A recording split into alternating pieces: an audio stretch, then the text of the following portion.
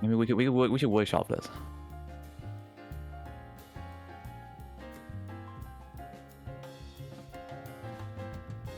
It's okay. If you hear this right now, I have a lot of dark secrets about Eco right now. Okay, ready? Here we go. I've prepared a bunch of nonsense. No worries. One other thing, do you want me to mirror anything on the webcam? Like, I've never used. Interesting. Turn this off. Here we go. All right.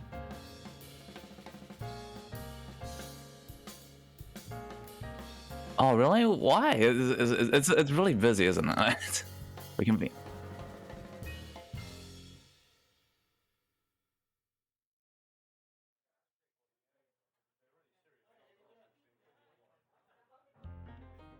Yeah, once again, like honestly, props to the designer. I hope they're and I hope they're okay. They've been a bit quiet recently, but there's always more. There's probably a better way to do it as it is. And I mean, if you want to talk about on stream, I'm happy to. But yeah, essentially, they're just different, separated animated elements bunged together. It's yeah.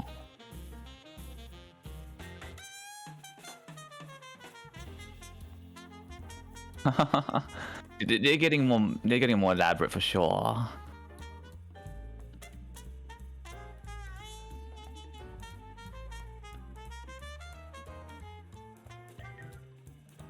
Whoa, holy bajoli.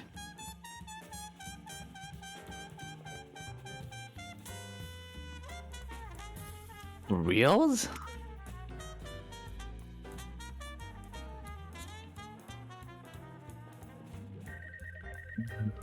I can't even deal with that. That's way too complicated.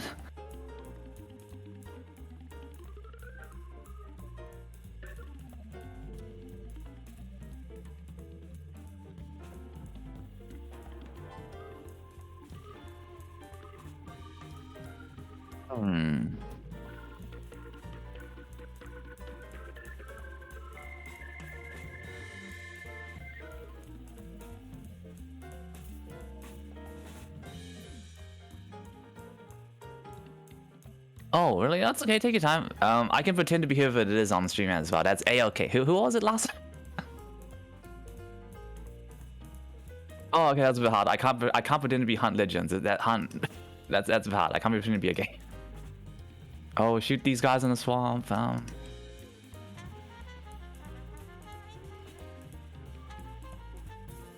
No, you're fine. You're fine. Like I said, this is.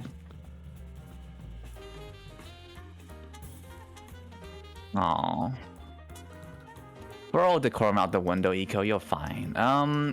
If I want to post any images to show you in chat, like, because I do make a lot of meme jokes, like, will you be able to post them on screen, or do you think that's kind of like breaking a flow a bit?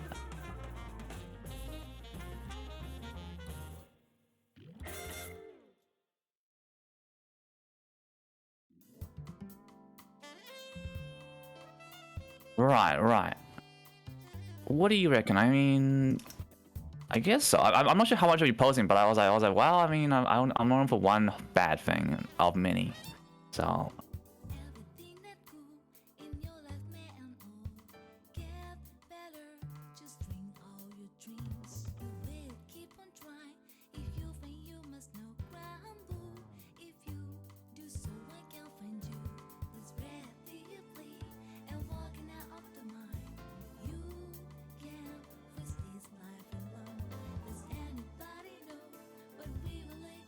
Maybe so I can just find you. I'll check an image and just so you can give it a test, shall we?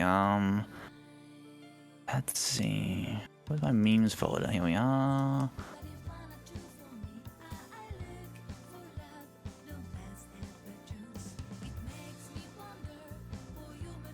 How's it?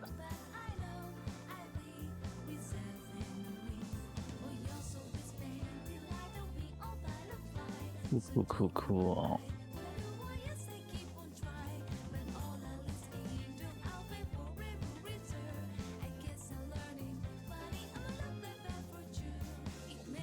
Yeah, no worries. We'll do it. I'll probably just throw it out. I mean, I won't turn the PowerPoint presentation. That would be extremely bad.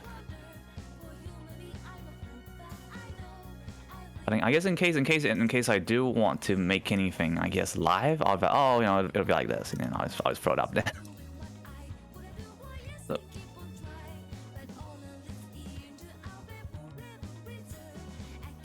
Okay, sure.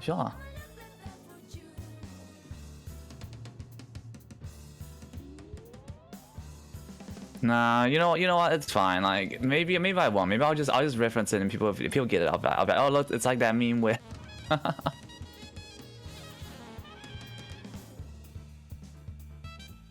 Yeah. Yeah, no rush. Man. Everyone's getting a re-debut, huh? This is the next big thing.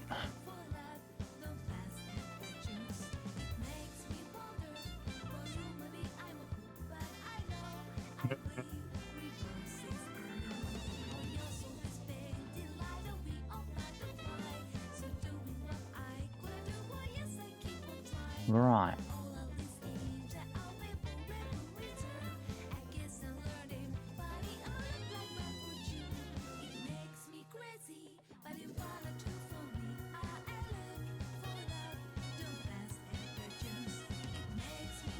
Oh, that reminds me. What's her name? What do you call it? Your artist is opening the commissions again.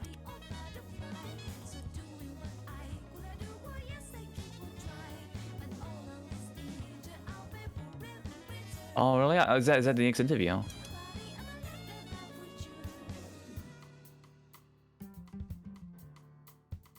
Oh, I see. Heck yeah.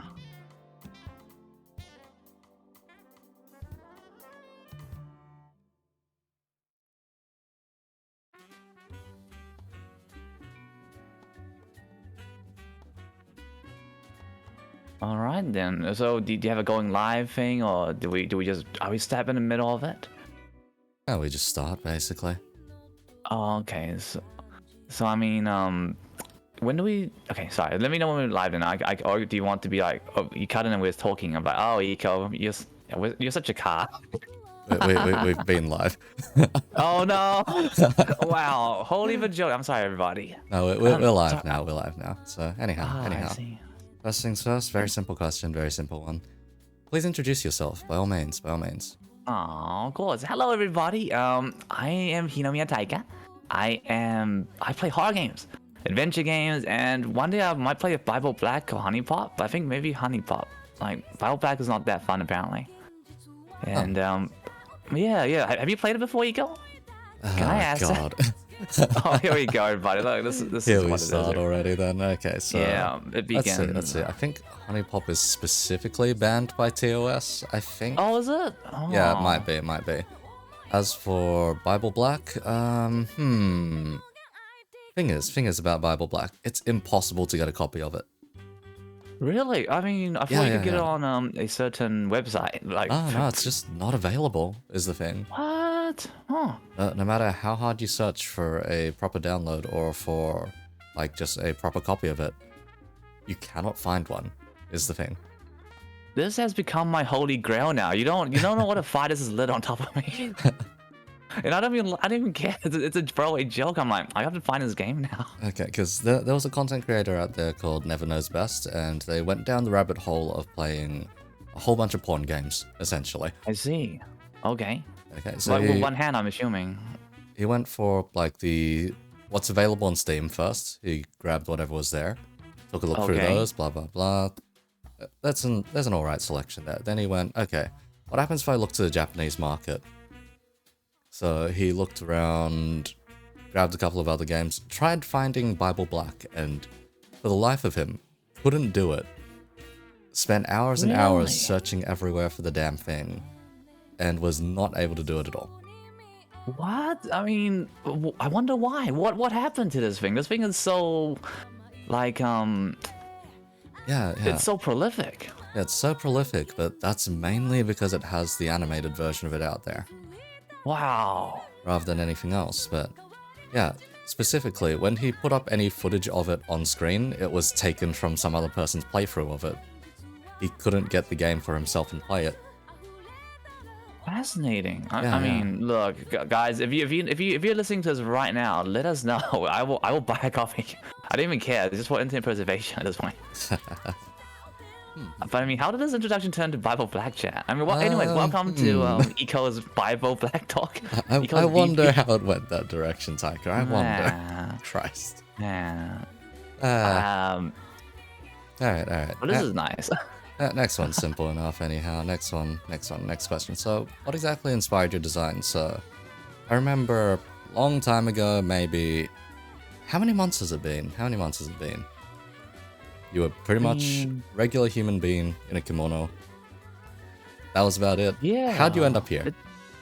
Right. Well, I mean, to kind of roundabout answer that question. Like, well, I mean, you and I have been streaming for what, nearly a year now? It's been coming up a year, right? Everyone, we kind of broke out at the same time. I mean, the design itself, you know, I used to have a 1.0, which, I mean, I'm happy to send you an image of what it looks like. Let's see if I can. And it was like a really normal looking, in this quotation, normal looking, because I based it on the design I basically made up myself in, what do you call it?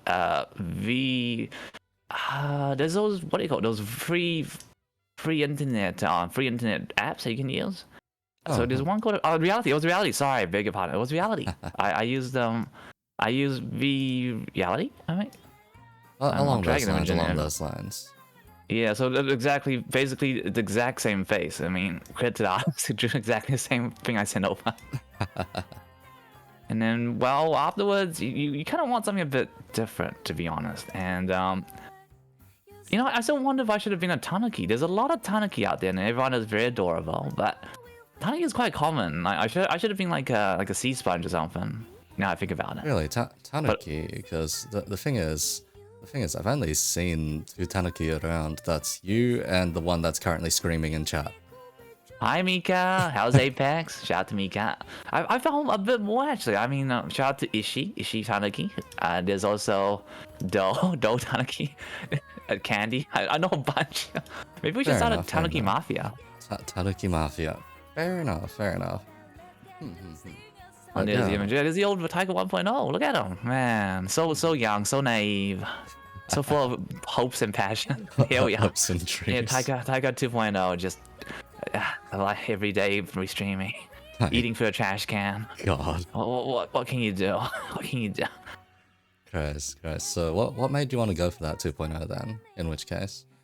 Well, I mean, ultimately, I guess the reality of streaming is that you really want a nice, like a standout design, because people will follow you for your designs. It's basically a business card. I mean, a lot of people say you don't really, you don't really need anything else, but you first you need a solid design, or you need to be, I guess, like Chris Pratt. I guess if you're Chris Pratt, you can probably stream a reality VTuber. Okay. Chris Pratt, eh? Alright.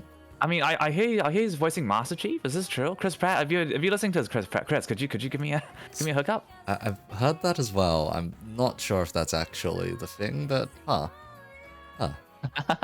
more than one source then at this point. More than one source. We'll see. Oh. I hear Chris Pratt is voicing Bible Black, the game. Okay. Right. Christ. So yeah, what made you come up with all of these extra design elements that were added on as well? Like, for instance, you've got a brush, a scroll, all these floating things around, and even a fan, I think. Yeah. Well, I started out. I mean, a lot of people who probably watch me now won't really know, but I started out posting a bunch of memes on Twitter. Actually, I mean, there was a time when I was known as just a guy who posts memes, and that's all I really did. But I mean, I was posting for a few months. You know, there was about 2 to 3 every day, and then I think I have a meme folder which is about maybe 200 something memes, or different ones in there.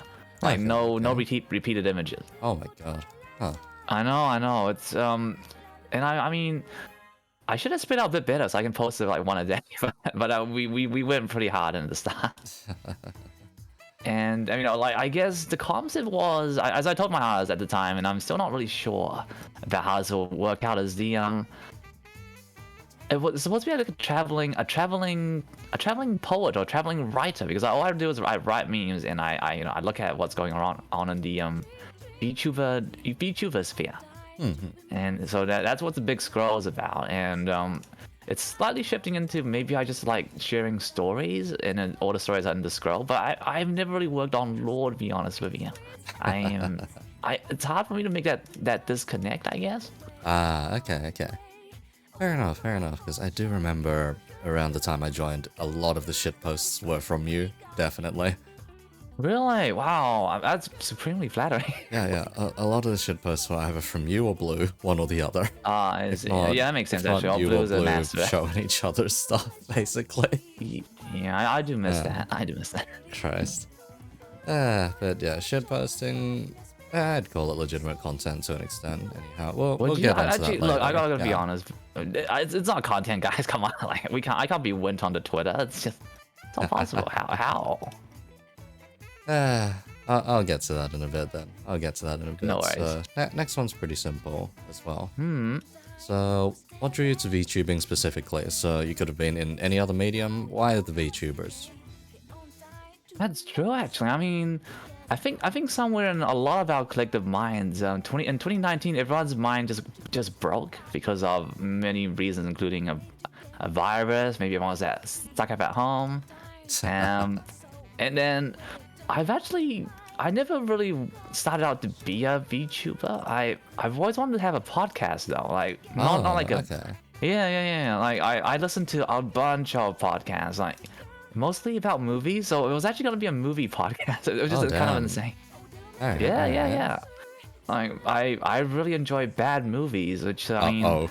I see. yeah. Honestly, if you want a bad movie, look, guys, I got suggestions. Okay, and it's not Bible Black. I promise. We're not looping back to that. I got a lot of bad movies. Okay. So in which case, what's the worst one? What's at the bottom of the list?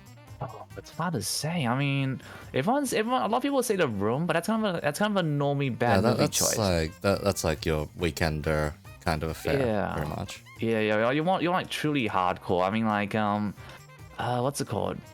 I think there's one called Needful Things. I'll Google it right now, actually. Needful. It's made by like this property developer who then like writes this weird QAnon-esque movies, and then he stars and he shoots some. I think it's Needful. Is it? No. I'll find the title for you. Needful Things is Stephen King. Yeah. What was the title? It's on my hard drive somewhere. I have a whole hard drive full of bad movies. Interspersed with some other unspeakable stuff. But here's a question then. Here's a question for you. Have you ever heard of the film Birdemic? I have, yes. I've had Birdemic 1 and 2 actually. Yeah. Wait, Iko, are you saying you made Birdemic? Is this what the connection? Oh my god. No, it's not quite. There's a certain different kind of hilarity to that. The director shares my name. Oh, I see. That was what I was suspecting actually. The director shares my name exact. Are you maybe related somewhere down the line? Because if so, I might need a hand. Might need a signature. Honestly, I have no idea, but Christ, yeah. That name is the equivalent of being John Smith as a Vietnamese person. So, it's next to impossible to find me, regardless, with that name. But yeah, that director has that name, and if you do search up that name, that's the guy you're getting.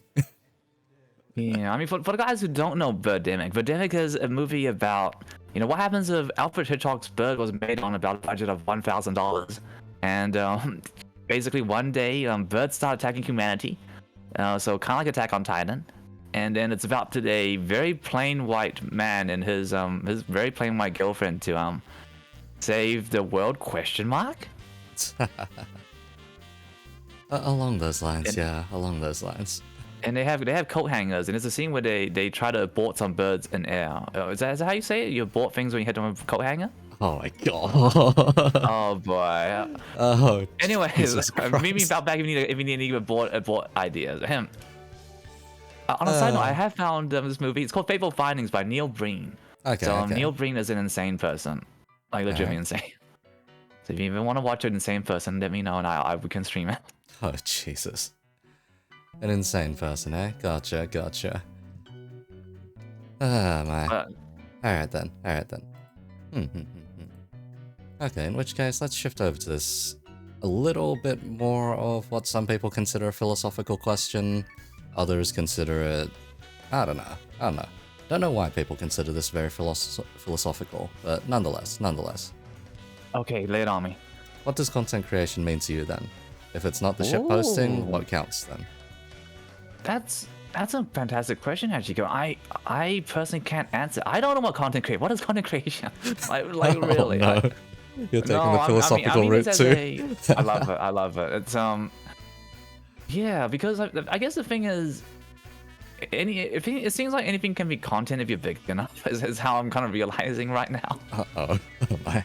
Like, I mean, look, like Kanye can post whatever nonsense he wants to post, and then it'll blow up. So I was like, well, maybe it's just how famous you are, and that counts as content. Christ. Oh boy, is this a bad thing to say? Oh boy. No. Not quite. Content is content, it's fine. The way I normally put it for myself is just if it elicits an emotional response of some kind, then you can likely call it content. Anyhow. I guess because I'm constantly making a bunch of PP jokes on the internet, like I do wonder if that is actually content, because it doesn't really serve any purpose other than for me to not say, a bunch of naughty words. Oh Christ. Yeah, look, I'm sorry everybody listening. This is a lot of tangents. No, really. That's perfectly fine. That's how these normally go anyway. But yeah, with content creation, there was that whole thing about, let's see, tweets and whatnot, not necessarily counting as content, and just getting people off their asses stream, blah blah blah. Did you feel influenced by that at all when you started streaming? I do agree, because I mean, I have this line in my head which is which rhymes, which is perfect, which is memeing isn't streaming. So I mean, you do kind of need to put yourself out there. Like, no one's going to, like, you don't need to be a VTuber to be a meme poster. You could just have anime PNG potentially. Potentially. I mean, we've got Casca out there still. Honestly. That's true. Yeah. God bless. Because I mean, what is content? Like, I guess maybe I'm just allergic to the word content coming from like my background of never having streamed before. At this point, I think you are the most let's say the member of Ultra Club that streams the most at this point. By far. Yeah, I have a lot of free time on my hands. To be fair, I have a lot of free time. I have no commitments in life. I'm so single. I'm so lonely. Everybody, please. All right. I'll ask about your streaming activities. In which case, how often do you stream? Because I think I see it as almost every single day, almost. I do. I stream every single day. Like, it's I do it from, I don't know what the time, because I'm based in New Zealand for the guys that don't know, and time doesn't really exist here. I don't know who's on at this time. but I try to make it it needs to be, well, a regimen, I guess. It's kind of like training. You need to do it every day, and then you get better as you go on. Okay, fair enough. So keeping a regular schedule. And you seem to stream for like really long hours as well. I do, but that's because I get sucked into the game. I did start. I mean, I feel like this is probably true for everybody, and you can probably confirm deny this from your point of view. But as you stream more and more, you do stream longer, and I guess that's what you have to do as you're growing your channel. Maybe in the future when we're all a bit more established, maybe we can stream just a little bit less for like that work-life balance. But during the growth kind of period, quotation growth period, maybe it's better just to get yourself out as much as possible. Maybe. But yeah, I'd say if you've particularly got the chance, then yeah, just stream. It's kind of that thing of just do it, and eventually you get used to it. And stream what you like, people. Like, don't play Apex Legends if you hate FPS games, for example. All right. Perfect transition for this one then.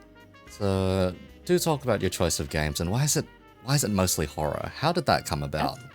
That's a good question. I gotta update my bio because I'm not an unintentional anymore. But you know, when I first started out, like my first game was for guys who don't know, Bug Snacks. Bug Snacks is kind of like Katamari Damacy. That's Pokemon Snap. Yeah. I was on the stream Bug Snacks for like a month basically. Oh shit. And then okay. I know. Then afterwards I was like, I'm gonna play something else. So basically I really enjoy horror in my personal time. Okay. Then I could I guess it was just on a whim now. I started playing horror games and everyone started, you know, it gets a lot of people talking, and especially I find games with a lot of narrative and story kind of gets chat talking about things, getting everyone having an input, as opposed to I guess more games such as a Valorant, for example, which is it's all about the skill and the gameplay, which I mean nothing wrong with that, but it's harder to constantly base it on yourself, I guess. Like people can get a bit, I guess maybe people might get a bit long too, talking about the same streamer saying the same thing over and over again. This is my fault. This might not be true. No, that's fair enough. That's fair enough. So, have there been any standout horror games for you then? Any that you would recommend immediately? Oh, for sure. What have you played, just curiously? Like, what terrifies you the most? Let's see. What terrifies me the most? Spiders, snakes, and puns.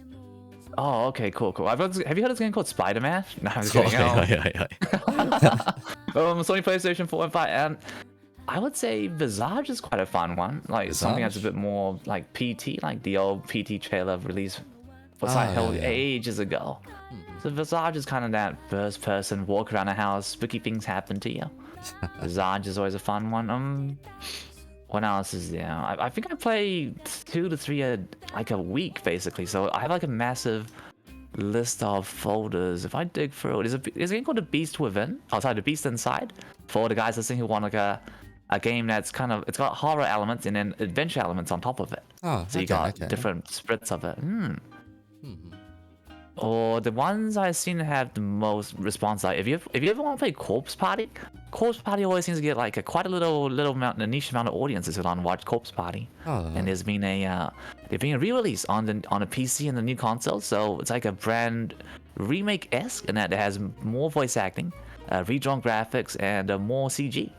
Because my main memories when it comes to like horror games is, let's say, so my brother and I used to do this thing on weekends where we would stay up most of the night watching like Markiplier's playthroughs of whatever horror games the fella felt like playing. Okay. Like that was maybe 5 years ago, something like that. At this point, that wasn't that long ago. Hold up, wait a minute. No, that was that long ago. Oh wow. Okay. Yeah, Ego, you really aged. You have a beard now. It's been 5 years. I have to shave every 2 days. It's horrifying. Oh wow. I mean, what can you do, folks? Yeah. But 5 years ago, Iko and Iko brother were like, just chilling in the lounge room, watching whatever horror playthroughs were being done. And some of them were good, others were absolute trash. But yeah. One of them that did come up way back then. The most? Let's see. What scared me the most? Kind of think, but let's see. When it comes to horror, I think I still have to go with the classic Slender. Still, when it comes to playing it. Interesting. Yeah. Because I managed to collect all the pages. I was sweating buckets while doing it, and just like Iko, we gotta get you playing more horror games, buddy. I would love to see you play something that actually looks really scary. I don't know, for more grotesque looking stuff and all that, I don't really get that freaked out. It's just more the, something is going ahead and slamming one in the back, or someone is chasing you from behind. Oh, wow, Lilibana, thanks for the redeem. I will shove you VIP. Hey, Lilibana, nice, congratulations. Let's see. Put that badge on. Where's the command for this again? I think it's /vi and VIP and username, right? Yeah. You got it. Oh yeah. Wake up every 5 a.m. Banana. You're the discipline we're talking about, folks. This is the discipline required. Yeah. Congratulations. So for the past month, I've been streaming at exactly 9 p.m. Aussie time, and that is 5 a.m. over where Lilibana is. Oh, They have- Vanna, bless you. They have managed to catch a good chunk of the streams. Like a vast majority of them somehow. So it's like, god damn. I'm sending you high fives, Vanna. But yeah, horror game wise, I think my favorite would still be Soma, though. Oh, Soma's a lovely one. Yeah. Oh, yeah. So, guys don't know what Soma is. You awaken on an abandoned kind of like, you think it's a space station or some sort of space building, and then as you unravel the story, it becomes something a bit more than that. Yeah. Deep underwater, then fun from there. Do you have a fear of the ocean? Because I mean, yeah, you play Battle Trauma a bunch too. I was like, do you like getting it wet? Oi. Well, you know what I mean. Him. Christ. Let's see. Soma I particularly like because partway through they then just start asking philosophical questions and making you make those choices as well. Have you played Bioshock before? Bioshock? Oh god. Let's see. A man chooses a slave base. Yeah, that's right. And I feel like that's kind of. I mean, 1 is definitely really good. 2 and 3, take it or leave it. Two. If you wanted to know more about Rapture when it was still in its prime, 2 is good. For Infinite, Infinite's a different beast entirely, pretty much. Really is. Well, it was a victim of its own hype, I think. Like, it was too much for what it wanted to be. Like, I think when it comes to horror, I prefer stuff that is not like intentionally horror, but more stuff that is like implied horror, so to speak. So you Mine don't recommends some game. Have you heard of Detention and another one called what's it called? By the same studio. It's called Red Candle Games. They're like okay. They're a small indie company. Alright, I've heard of Detention, yeah. And also Devotion. I would also recommend Devotion. It's kind of Devotion was. I'm trying to think. Was that the one that was banned off of Steam? Was it? Yeah, it was banned because of a poster inside the game, which I highly. I do not agree. Wait. Did you lovely, play the really game on is. stream though, or? I have. It was terrifying. Because let's see, for Devotion, I was sitting in with Sasha while playing through it. Actually. So while Sasha was playing through, I was in the back dead drunk, but yeah. Oh wow, I literally in the Yeah. So it was just 2 of us going back and forth and being like, oh, how do we solve this? How do we solve that? I think we got up to the 2nd act and most of the way through there before we stopped. Well, you guys should finish it. It ends on such a lovely note. We got to the point of, Yes. like, I think there was a camera or something we needed to take a photo, something like that. Right, yep. Yeah, along those lines. And it was a puzzle over, like, 4 different rooms. But yeah. Yeah. When it I comes gotta send you Devotion if you're interested in playing a first-person one. Alright.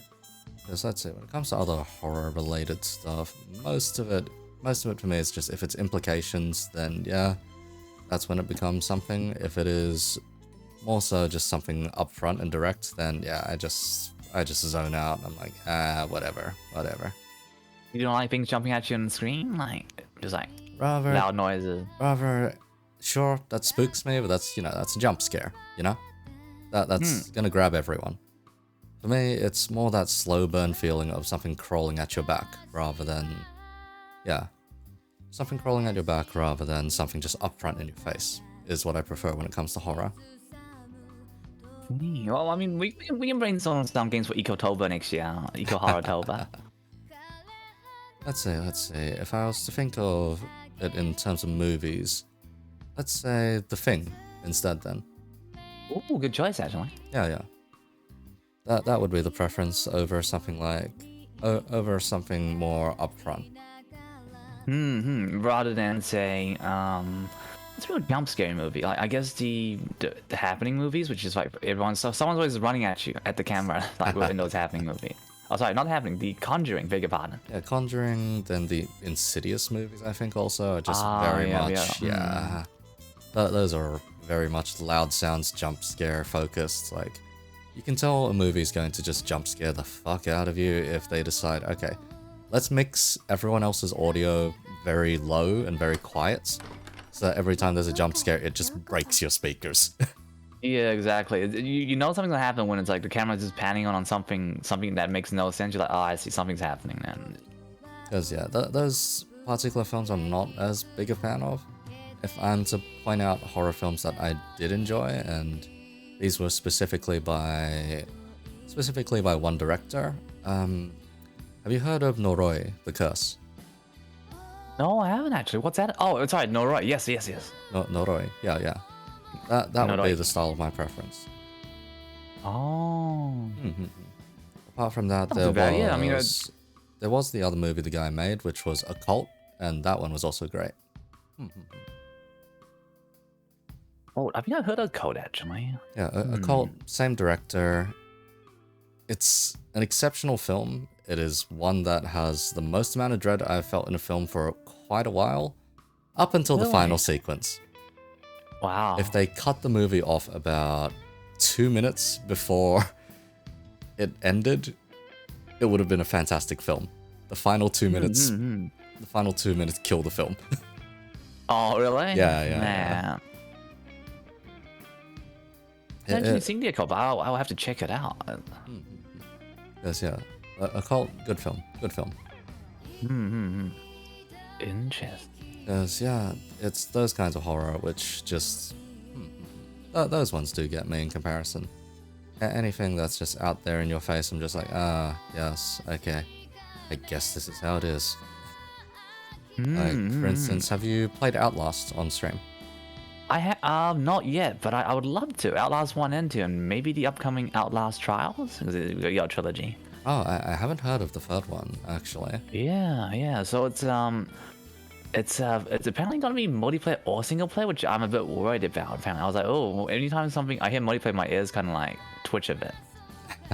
kind of like this. But multiplayer stuff or horror? I'm not a fan most of the time when it comes to multiplayer for horror. It usually removes a good chunk of the scare factor. I agree. Unless you're playing something like, say, what's that game called? Unless you're playing Devour, or maybe playing the other one, which is basically you're just four, very weak people finding things to then put into a thing before you get eaten. Yeah. I think Devour, Casca, and a bunch of the others went through, and they were just, and Casca was just laughing his ass off the entire time. Aww. You gotta play the scaredy cats. I think that's the secret. You gotta play with the guys who won't laugh, because once you start laughing, it breaks down the the tension. Here's the thing though. Casca's meant to be pretty bad with horror. Oh, is he? Apparently, he just doesn't enjoy it at all. But for some reason, for this, he was just laughing his ass off.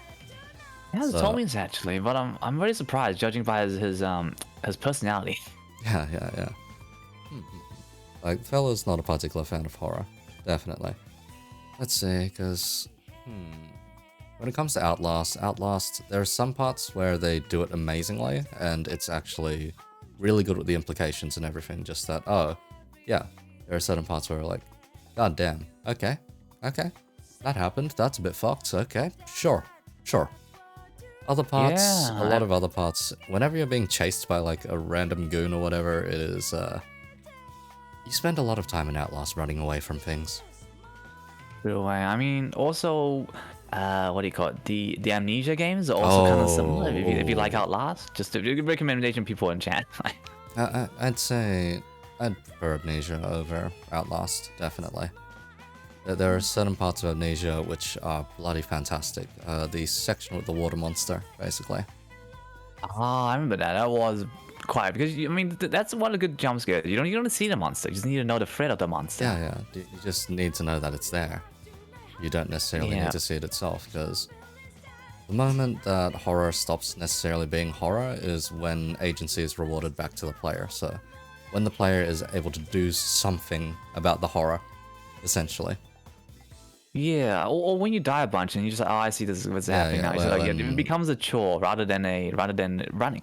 Yeah. That's kind of what happens with Outlast, pretty much. Just the sense that, oh, I just need to run in this pattern and this is over. Yeah. Also, as I do have to point out, as someone who loves pointing this out, like Outlast, I'm pretty sure you can see full PP. So I mean, just a heads up. Oh yeah, that's yeah, what you definitely can. There is a very specific section where it happens, and let's just say when you arrive in the cell blocks, don't look down. Okay, well, so everyone, when you arrive in a cell box and Outlast, please look down constantly. Download the high def mod, 4K, and take it all in. Because yeah, it's very... Oh, I see they're not cut. It's very, very blatant where it shows up. Oh, that's a good time, everybody. That's a good time. How does one put it? There are just two characters that will speak to you from the other side of a bunch of bars, and they're letting that sausage swing in the breeze. Oh wow! I mean, why not could be that free in life? Oh god! Later on, you have to run away from those guys too. Oh really? Yep. But not because they're naked, but just because they're scary. But just because they want to murder you for some reason.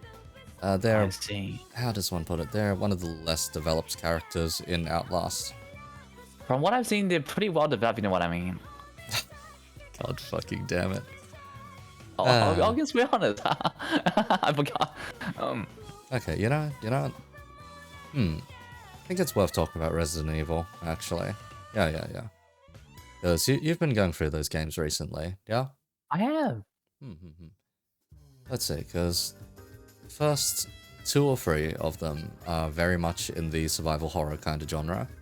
You're very scarce on resources and whatnot. There's not much in the way of like set pieces, but rather instead just struggling and moving around with like tank controls and trying to shoot things as best you can.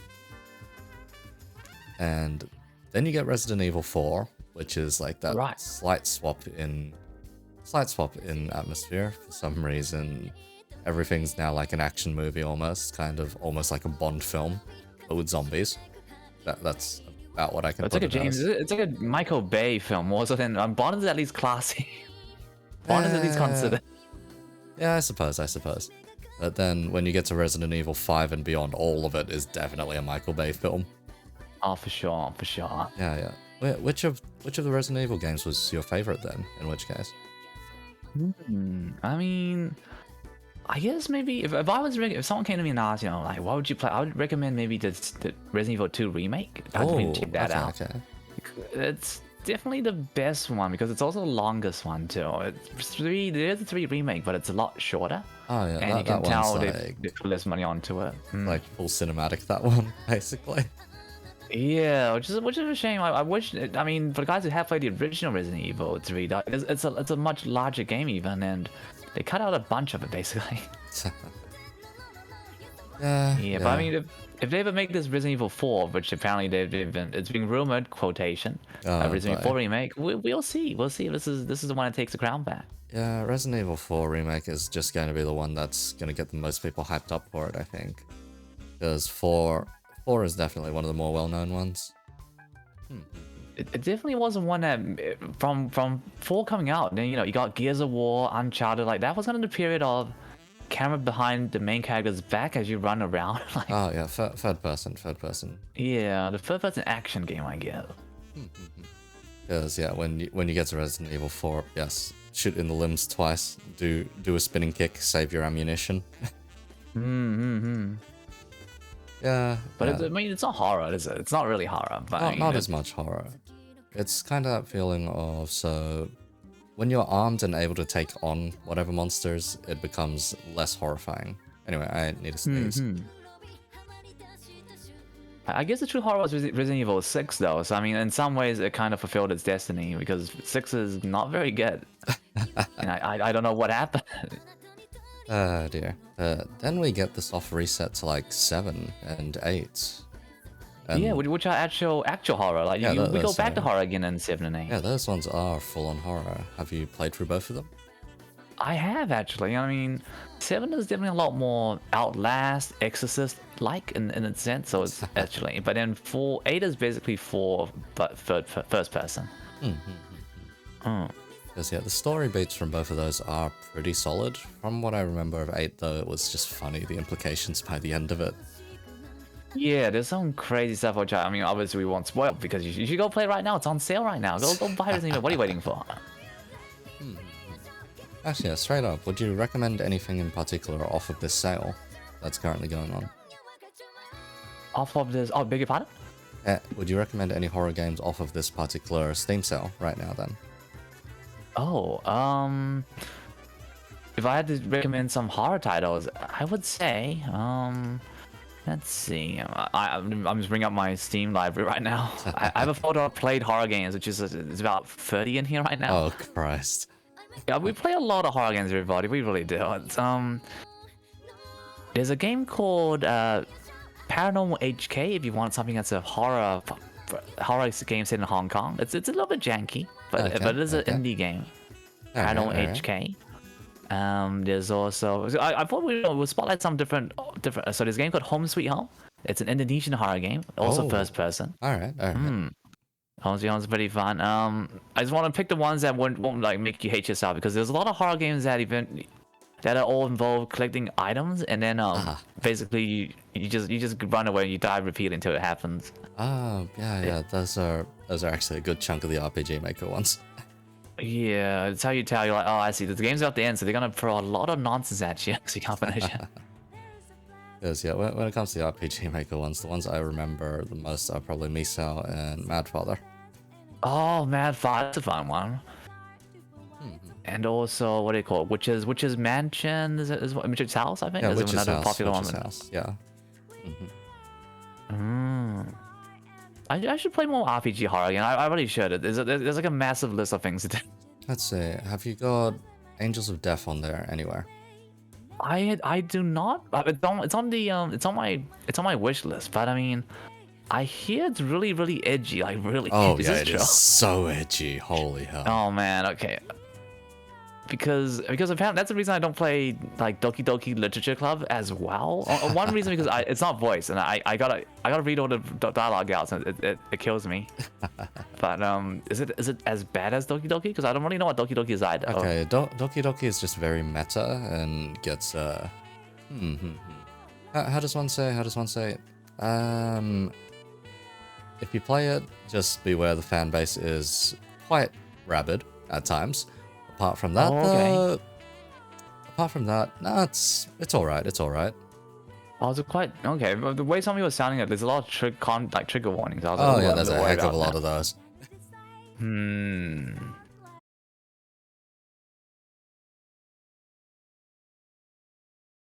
things I don't frankly agree with. You know, I think immigration policy eco-ism. I think it's okay as it is. I'm just kidding. Huh? I see. Jesus Christ. Let's see. We're seeing how you buy Angels of Death is. Is it that you buy? I mean, you know, are children Eden is my question. Nah. Oh man, that's my thing I wanted. So for Doki Doki, it's more so like you get the usual triggers, or not necessarily the usual triggers. You get the more extreme triggers of like, let's see, suicide, abuse, blah blah blah, those kinds of affairs. For let's see, for Satsuriko no Tenshi, there is some of that. However, most of it is a lot edgier, and then you also get how does one say it? It's a lot of religion. Interesting. It has an anime out there. I hear it does. Yes, that's right. It was so popular it actually got an anime, the other way around. The anime is solid if you know the source material. If you don't know the source material, it's not as great. If you've read the manga does work pretty well as well. Oh, maybe I'll check out the manga and then get a good idea how the game works in actually. Yes, yeah, the manga's art is actually fantastic. Oh, very moody sort of stuff. Very nicely drawn. Captures a lot of the game's stuff as well. Goes into a lot more of the details. As for the game itself, the game itself's okay. It is very much in that category of RPG Maker horror, though. Yeah, I guess if you don't have the graphics, you gotta go pretty wild in these RPG Maker games. Like that's how you draw people in, huh? Yeah. Because then I just remember Misao just being very weird. Oh, is it? I hear it's very weird, but it's a continuation from Mad Father, right? Nah. Oh. It's its own thing. It's I was want to say it's halfway between a troll game and a proper horror game, so to speak. Oh, okay. So there are some parts which are very clearly horrifying. Then there are other parts where it's like, oh, you died. This was a joke of death, basically. Just like that. Yeah. Oh. How does one put it? You have to use a phone to kill something at some point. Oh, interesting. Like just bludgeoning with a phone? No. The ringing of the phone apparently shocked something to death. Interesting. Here's the thing: you walk past that phone yourself, you also get shocked to death. Really? What? Oh, Yeah, I mean, so it's a very, very cheap jump scare. Oh, interesting. It's just a very loud bang, and then suddenly your character's dead. It's like, oh, I guess that happened. Man, look, I guess it's gotta scare you somehow, huh? Yeah. Speaking of jump scares, though, have you heard of Spooky's Jump Scare Mansion? I have actually. I don't understand spooky. Like I've been watching everyone play it. I was like, where's the jump scare? It's like, 1,000 and something floors of very cheap jump scares. Is it? But I mean, I've been watching for hours, and I see sometimes something flashes, and I'm like, is that kind of it? Yeah, that is kind of it. Yeah. You can play like an hour of that, and you can't understand. You don't need to play like because it's a very long game. Like 1,000 floors, 1,000 floors. Holy heck! That's extreme edging. That's like jump scare edging for sure. That's like what you could. I mean, from what the ads tell me on the internet, you can get it done in 20 seconds, folks. Huh? Yeah. Oh, this game. Apparently, Eco, have you heard about this game that you finish in 20 seconds? Oh my. Let me send you a link later. Okay. Okay, fair enough. Let's see. Alright. Well, in which case, you did mention it for a moment. In which case, alright, here's another simple question. What are your favorite kinds of streams, whether they are to do them yourself or to tune into? So, what do you find yourself watching, and what do you find yourself wanting to broadcast? That's a great question. I mean, I guess as someone who streams every day, there's slightly less time for me to fully check out everyone's streams, but I do lurk a bunch, and I realize, maybe it's just my little bubble, but I prefer to watch people draw art and I guess make music more so than actually playing games, probably because I'm playing games. So I don't really see that again. Alright. I guess interview streams, I guess. It's fun. I'm not sure I ever want to do that though, because that's kind of someone else's thing. Oh, fair enough.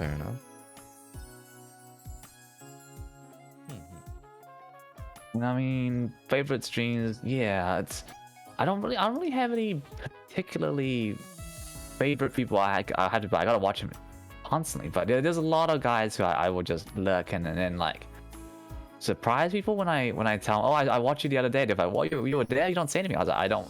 If I'm in a stream, I don't want to draw attention to myself. I want to watch you for you. Fair enough. Because from time to time I see you in the list, and I'm just like, Taika's here. Huh. Yeah, I'm watching Eco. It's for blackmail information mostly. Blackmail information doesn't come cheap, buddy. It doesn't, which is why I have to work at it. Oh my god. That's why Banana's here at 5 o'clock every morning. Come on, Banana, you know what I'm talking about. Oh jeez. Oh man. Fair enough though. But Alright, that kind of leads into this one though. So That's fine, yeah. What are your thoughts on the indie VTuber scene? So if you have any particular grievances or highlights, that kind of affair. Oh, I'm glad you asked, Eco, because I brought a list of everyone who's wronged me, and here we go. Number one, it's what can I say? It feels like it's getting a bit quieter on Twitter at the very least, and I guess as everyone starts trying to grow their own content, it's to be expected. Twitter doesn't really translate over to people watching your streams at all, really. Yeah. Like, there's people with like a lot of followers, and then I mean I don't know how some of them have a lot of followers, which is in itself kind of amazing to me. Oh yeah. There are a couple of people out there where I'm like, wait, where did this following actually come from? Yeah. I guess maybe as an addendum to this question, like we could also look at for example TikTok and also Instagram. Some people say to try Instagram, but I don't know how well Instagram or Facebook works. I'm always very interested in like what the results are. For Facebook, ask Yagi, basically. Oh, is she on Facebook quite often? I've never seen her stream on Facebook. I guess I should look it up. It seems the Vietnamese community is off there more often. Oh, interesting. Because these days Yagi is mainly streaming in Vietnamese. Yeah. Oh, really? Yeah. She's mainly streaming in Vietnamese over on YouTube, doing roughly the exact same thing I'm currently doing right now. Oh, she's doing Vietnamese interviews, is it? Yes, Vietnamese interviews. Interesting. I did see it, but I thought it was on Twitch. But okay, that makes some sense. Yeah, they're all over on YouTube. And while I can tune in and get about 90% of what they're saying, most of the time it's it's Yagi. It's definitely Yagi. And the Yagi energy. Oh, God bless. Yes, but in Vietnamese this time. Good nice. Lord. I mean, it's good though. I feel like we really, and I mean, maybe once again it's because we are kind of in a bubble especially on VTuber, which is a niche within a niche. Like, yeah. A lot of people have been saying, like it's getting a lot quieter, and I'm not sure how you think about that. Let's see. At current, it's kind of debut season, pretty much. But it's always debut season. You can like every other week I can find your debut. No, like specifically around this time is debut season. Oh. Yeah. More and more there are. So last year, this was the biggest time for debuts. Same again this year.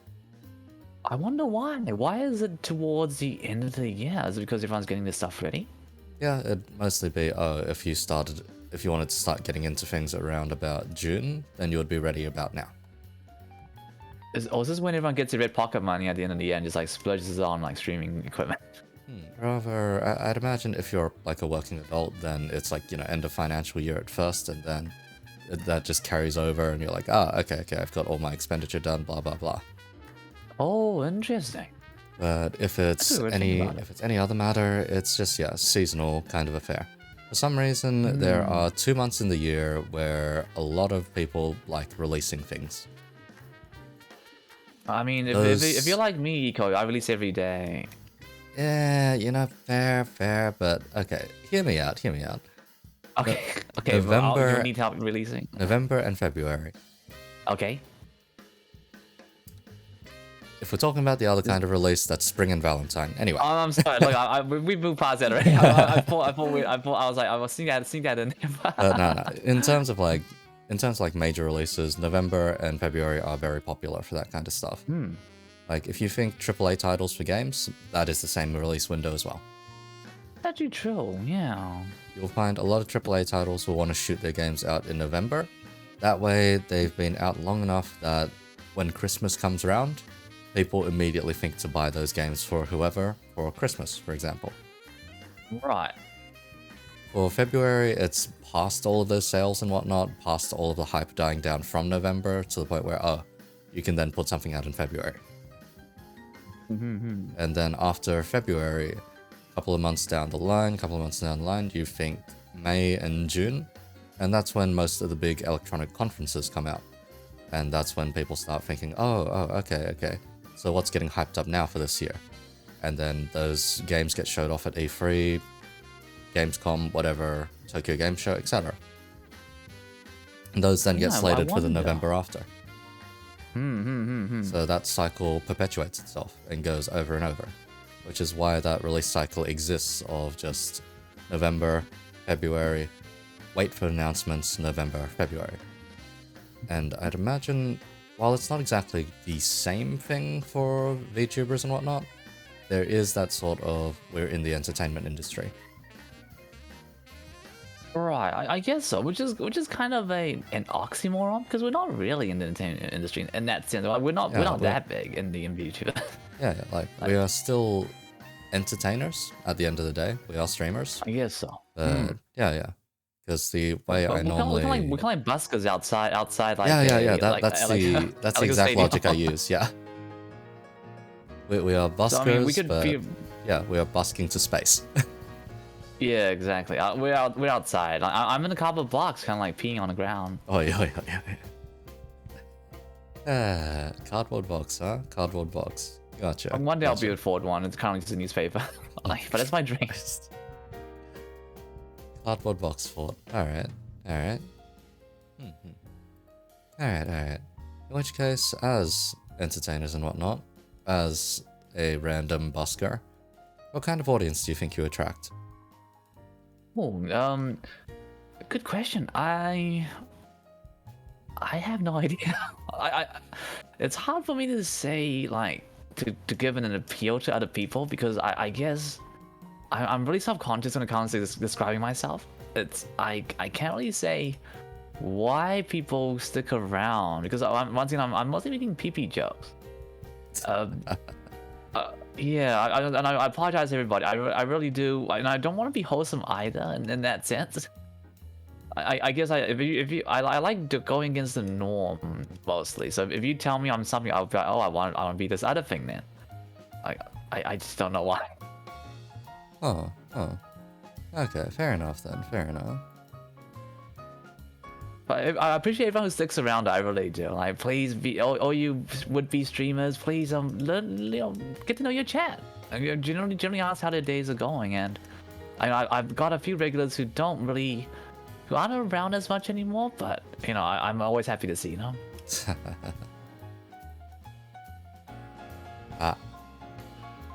That's dead again.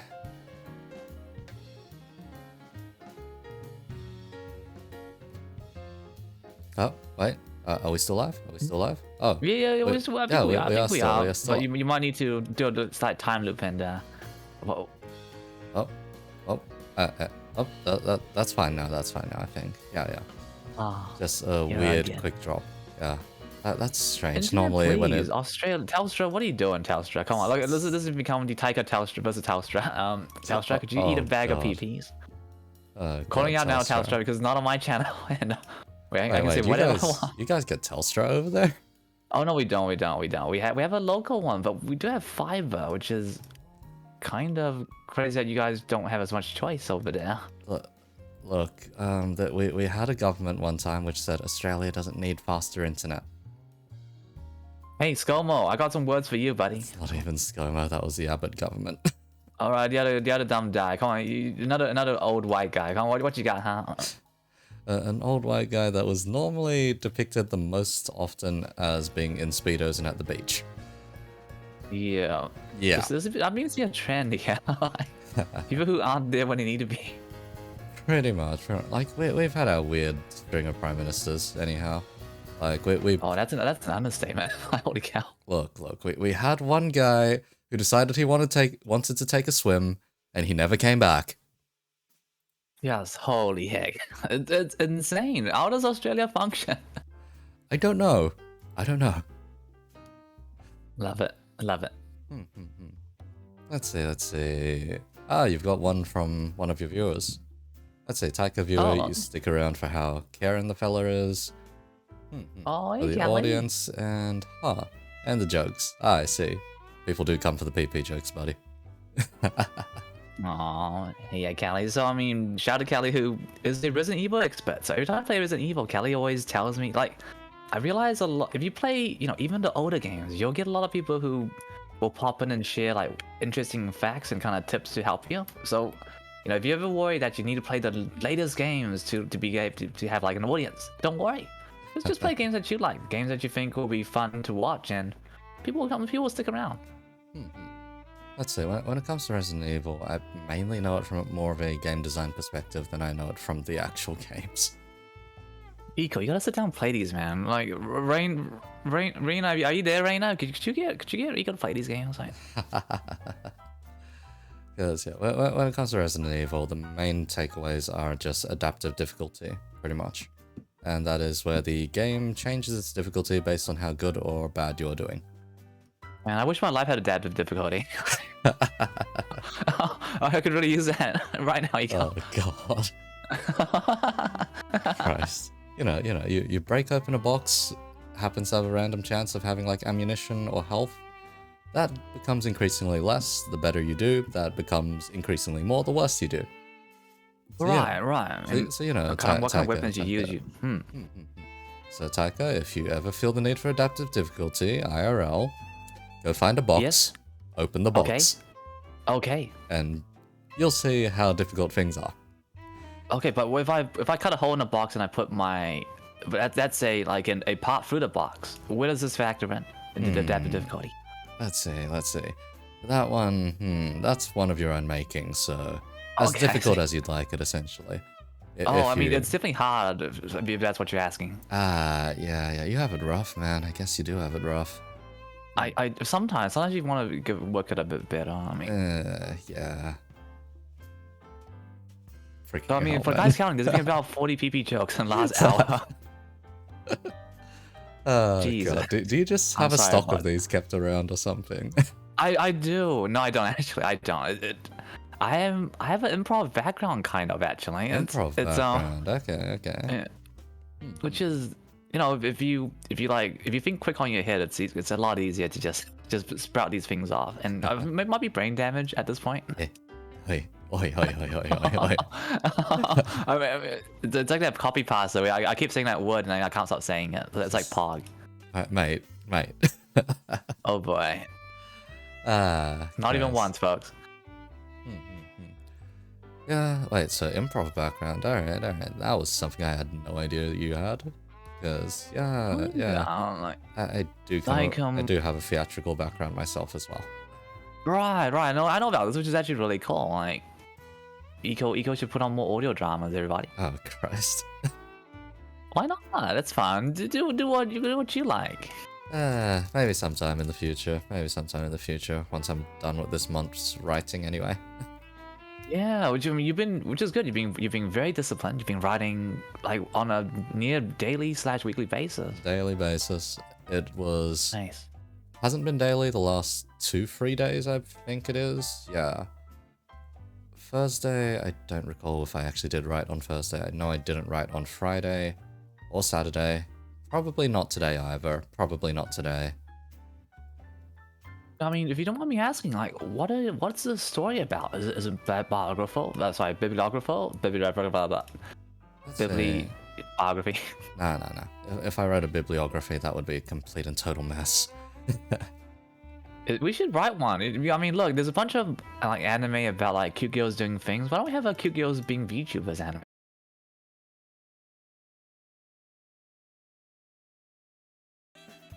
Hey, once again, look, do not adjust your monitors. We are still here. Iko and I both were attacked by the government. I believe the Earth is flat, and please wear your tinfoil hats. Yep. I'm not sure if they got that part. Yeah, nah, fair enough. Just no, there were no war crimes at that time. I don't know what you're talking about. Anyway. Exactly, no war crimes. But I was pitching Eco on how about cute girls being VTubers, the manga. Look, guys, this is so easy. Here's the thing, Taika. It's been attempted before. Has it? Yep. What? Darn it! I missed the boat again. It was done and it was considered terrible. Which one is this called? I'll look it up now. Okay, I think it was Virtual Sano Miteru, something like that. Oh, okay. Okay, I've never heard about that, so I guess I never really talked about it was VTubers, popular VTubers at the time, just doing their skits back to back. Oh no, that's not fun. That sounds miserable. As an anime. I see. So it was just one really weirdly budgeted collab. For 20 minutes every week. I know what you mean now. What is this? No, not like that. Yeah, it's not great. It had all of the people that were popular around that time though. Yeah, okay, no, I don't want a story about the VTubers themselves playing themselves. I want a story about, I don't know, let's say like a main character non-name character starting to be a VTuber, kind of like Love Live. That's it. It's a Love Live plus VTubers. Okay. There's a manga for that. Let's see. Sunrise, hit me up, please. Let's see. I know the English title. I'm not sure what the Japanese title is. Give me a sec. Is it the one where the main character discovers his dad as a VTuber? Nah, As a good girl. Let's see, Okay, because that's one. let's see, koi shita no de haishin shite mita. So, what's it called? Fell in love, so I tried live streaming. That one's pretty solid as a... pretty solid as a manga. Not necessarily... There is one person in there which is functionally just VTubing, and then the rest are just regular streamers. Oh, interesting. Yeah, it's one of those painful kind of romances, I guess. It's the easiest way I can put it. It's fun. No, it's check it out. pretty damn well written, is the thing. It's just, yeah, it's pretty painful in the romance department. Oh, so I mean, you gotta have an edge somewhere, you know. If it's not an edgy manga, then it's gotta have romance, guys. Yeah, it's not ecchi or anything. It's just more on the side of yes. Do you like love triangles? No, I don't really like love triangles. I like circles and things that go inside circles. That's what we're getting at here. Circles and rods, I see. Gotcha. Anyway. I mean, look, name me a love triangles in manga. Name me a more common combination, really. Love triangles in visual novels. Sure, but I mean, usually I go for the route where like you date everybody. So I mean, fair enough. Let's see, more iconic combination: Dojinshi and NTR. Oh, okay. What's NTR? Oi. Oh, you don't get to ask that. You're the one person who does not get to ask that, Taika. I know Dojinshi is a phrase for when people are very passionate about their works and they make your own you know, their drawings. NTR is you know like not that racy. Oi, Taika. Oh, you of all people. Why do I do not enjoy this, everybody. My goodness. It's about the art, okay? I don't enjoy the plot. Damn. God freaking damn it, Taika. God freaking I don't like. Whoa, hold up. I do not like NTR. The T in NTR to Taika. Oh my god. I'm not sure that makes it better or worse. Taika. Oh, I'm not sure actually. Now I think about it. Yeah, I just want to throw it out there, but I don't usually think of what I say until I say it. Oh my god, that is horrifying. Yeah, this is not age pop. This is not age terribly. Look. Yes, the art tends to be good at times, but Christ alive, why? Okay, I mean, I'm glad you brought it up because I got some artists I want to shout out here. Mizu something? No, just kidding. God. Goodness. Okay. Next question is a pretty simple one. There are often 3 different answers to this one, which are given, very common answers. Oh, okay.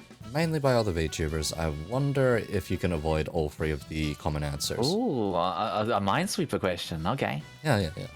Like, they're not as common answers these days, but they have been the ones that have been, I'd say, median answers, I guess, or just mode answers, whichever bloody math term it is that means, you know, the most commonly occurring. Anyhow. Right. Simple question. It's the one you get at interviews usually. What are your goals for the future? Oh, I see. I have no idea, Ika. Like, okay, what does everyone else say? Because I'm very curious. Okay, I'll say mine first and you let me know, okay? Okay, I feel like streaming for me personally. I feel like I'm running. It's not a marathon. And it's not a sprint either. I'm just running and I don't know where I'm going actually. all I know is I'm doing this right now. I'm showing up every day and that's what happens, I guess. Because I mean, we get every day. As streamers, anyone who has an audience is very, very blessed to have people to say hi to every day, and we share these stories, these memories together. It's very nice. I don't really have a goal in mind, so because I don't really know what there is on offer. In that sense. Okay. Oh. Fair enough. Well, you dodged all of the common answers completely. Oh, like Neo in the upcoming Matrix Revolution. Yeah. Why is that a thing? I don't know. Why? Things no one asked for. Like, That and Ghostbusters. Okay, the Ghostbusters film wasn't too bad apparently, but God. It depends Oh, on as a which side note, what are the Ghostbusters. common answers for this? Like, Okay, what does so everyone else say? common answers. First one is usually they want to hit partner. Oh, I see. Second one is they want to do a 2.0 or re-debut. Oh, okay. And third one is they want to do ASMR content. Oh, I personally have questions about all three bits. Go for it. Go for it. Oh, okay, okay. For point one, they want to hit partner, but I mean, is partner like? I mean, sure. Like, who doesn't? I guess is the question. But I mean, like that hopefully is that. I feel like partner, it'll come to you if you work at it. You know, like it's something you have to work towards rather than expecting it.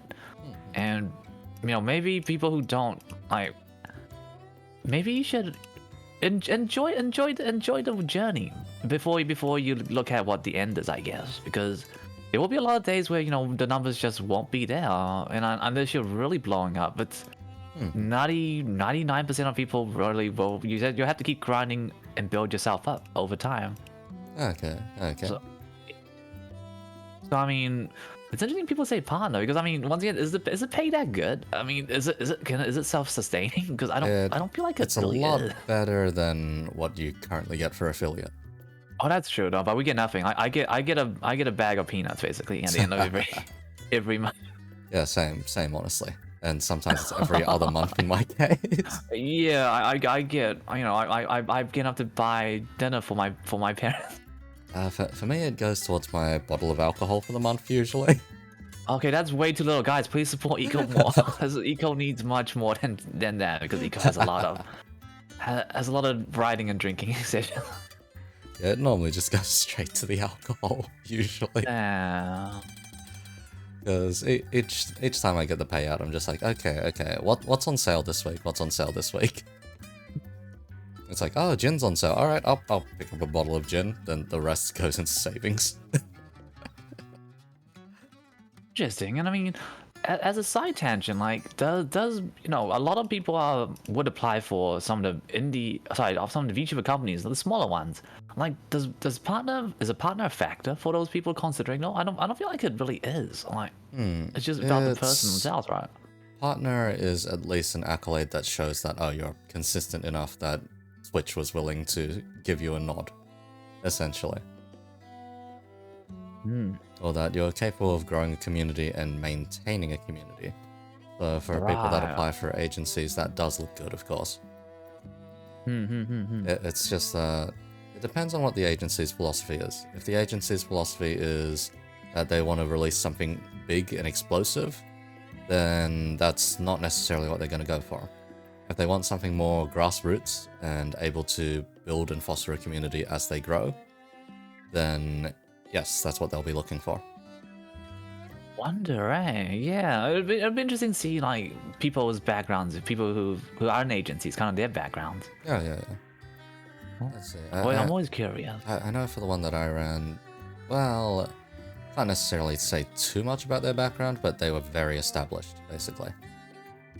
Is this the one that's the open source of each of you? Don't mind me asking? Like, that was the time. That was the particular one. Yeah. A good chunk of their assets are actually available to be used, just not the model. Like, nice. That's really cool. Like, how are they coming along recently? I haven't they're looking. They're graduating in about 3 months. Oh my god. I see. Oh. Yeah. Yep. It's a tough gig, everybody. It really is. It's whoever sticks around longest, I feel. Yeah, I have the same philosophy. Anyone who sticks around longest will probably do fine. Yeah, in their case, how does one say it? They had a bunch of assets made up for them. Those are available for public use to an extent. As long as it's... So any of their BGM is actually under Creative Commons. Oh, really? That's really cool. I really like the idea of like an open source VTuber. Because, yeah, anything that's made specifically for them, anything of that fashion, apart from the model itself, can be used outside, essentially. For example, the starting music that I have these days, the starting BGM, was actually something made for the agency, and along those lines. Wow. And her own BGM is available as Creative Commons, so you can go ahead, download that, and use it for yourself, as long as you credit the relevant people. All right. So Creative Commons attribution license. But yeah. Which I constantly forget to use. So please don't come at me, CCCC. Let's say that. What questions did you have for the second answer? Oh, of course, about the debut. I'm sorry, about the re-debut actually. Yeah. I can't believe it's so common as a goal for a lot of people. I feel like it's really common to see a bunch of our peers right now doing re-debuts for sure, with like more detailed models and more money thrown in basically. And I mean, dude, I'd be throwing a rock in a glass house if I said I wasn't thinking about it too, to be honest. I mean, you went from Taika 1.0 to this with yes, all these little sprites flying about you. Yep.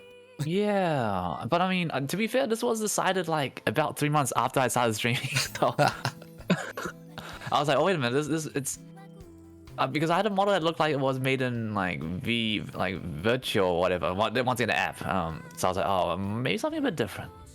Might be a bit better. Fair enough. I mean, let's say, even as we're speaking, like, Kiari's doing hers, so... Yeah, once I hope it's going well, Gary. Curious if she's already done the lore slides yet, or if I'm gonna have to check that in the VOD later. I mean, here's the thing. Will you ever have a lore eco as well? I mean, because I mean, I know you have a background, but like, will we ever do a lore? Because I can't imagine what my lore is. It's hard. My own lore... I've considered writing it at several points, but then decided, I don't separate myself enough to be a character, so yeah.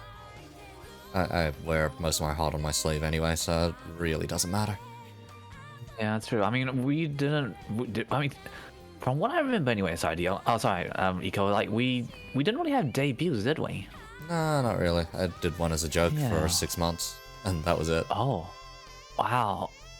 Yeah, for that particular one, at 6 months, for the first hour, I was completely shitposting and talking about a complete fake personality, essentially. Oh, wow. Okay. And then for the second hour of it, I was like, oh yeah, nah, this is what I'm legit. Here you go. And then I spent another 6 hours doing random shit. Wow, I mean, if only I had such powers. It was like karaoke, mahjong, I think that was about it, and telling some stories here and there. Something like that for that particular stream. That one was a weird one. That one is...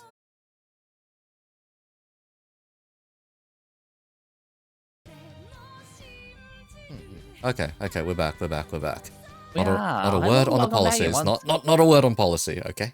Sorry guys, I took off my tinfoil hat and I put it back on. It's all goody. Look, just don't talk about the stuff you find searching through people's garbage, okay? Okay. Look, I got some crazy news. Have you heard about Q before? Oh, Christ. Holy shit, the QTuber. Have you heard of QTuber? I will become a QTuber. Oh boy, I got some crazy. Look, the government's lying to us. Oh my god. Oh my god. Jesus. Hey, look, you gotta build a following some way, right, folks? I got some pills to sell. Yeah. Oh my. Yeah. Then, you know, what about the third one? Right, the ASMR. Is ASMR that popular? What? ASMR... Let's see. So, do you know what ASMR properly stands for? The S is for sexy. You know what? Close enough. ASMR just refers to the specific response that one is supposed to get out of it. Oh, right. It's audio sensory something response, right? Yeah. So that's what the idea behind it is, and normally ASMR is meant to be something that triggers that response. Not everyone gets that response. Interesting. So that's why for some people they can definitely see the appeal of ASMR. For other people they most definitely cannot see the appeal of ASMR. Okay, I see. I mean, what does ASMR usually sound like? What is it, what's involved? let's say, a lot of audio engineering and manipulation, usually, if not a good microphone. And usually just a whole bunch of techniques or just know-how for when it comes to triggering that response. Like there are certain sounds of which trigger that response a lot easier compared to others. What the heck? Cooking ASMR Kai. Oh, I mean, but isn't that just background noise? Is my ignorant question. Sometimes it just does feel like background noise for certain cases where people are testing particular triggers and trying to get that response out of people, then it's a different affair. What does it feel like? I mean, are people? I mean, if you don't mind me saying this very directly, are people pickling the pickle, so to speak? Potentially. No, really? How does one say that? How does one say? Usually, imagine. Have you ever gotten goosebumps or chills from watching something or listening to something? I guess like certain scenes of movies and such. By the way, I guess so. Yeah, it's that kind of feeling, but just imagine that triggered off a sound. Interesting, because these are usually it's emotional and also audio and visual. For example, like watching. Like recently, I was watching the Withering Review by Makoto Shinkai. So I mean, I guess I love Radwimps. I guess is what I'm trying to say. Oh, okay. Fair enough. But is it that though, or is it something a bit more subtle? It's like that, but you end up with it just from sound, pretty much. Interesting. So yeah. For certain people, that can say potentially be triggered off by, say, cooking, or potentially triggered off by someone getting a haircut, or potentially triggered off just by someone, chopping some straws or using a brush. This is a whole new world to me. We gotta have a talk about ASMR down just by itself. What? I'm no particular expert. I'm just someone that does what's it called, audio engineering. So yeah. Because I mean, Kai in chat says I don't understand roleplay ASMR, but I mean, I can at least understand roleplay ASMR in the sense that it's you put yourself, in the scenario, right? It's kind of like the anime about those boys lying next to you on a pillow and they sweet talk to you for 5 minutes. Oh, Christ. What's good? Like I understand that because at least that puts me like a set of mind, but cutting hair or like cooking, and then someone is getting very excited from it. This is a whole new world to me, Iko. I mean, why is everyone in there saying don't trigger me constantly? Then don't trigger me, bro. But we're triggering you. What's going on? Different kind of trigger. Oh, it's okay. Sorry, everybody. My goodness. For roleplay ASMR, I'll say the particular appeal for it only comes if you've necessarily been in that situation before.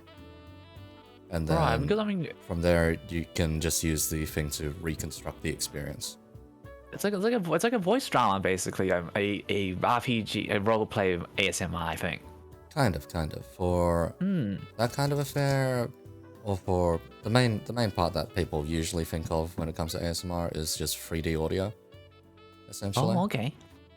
So think in the sense of, let's say, if someone were to speak into your left ear specifically, or someone were to speak into your right ear specifically, or directly from behind or in front. Some people take that into account as well. And that's what those patented ASMR mics pretty much are. Right.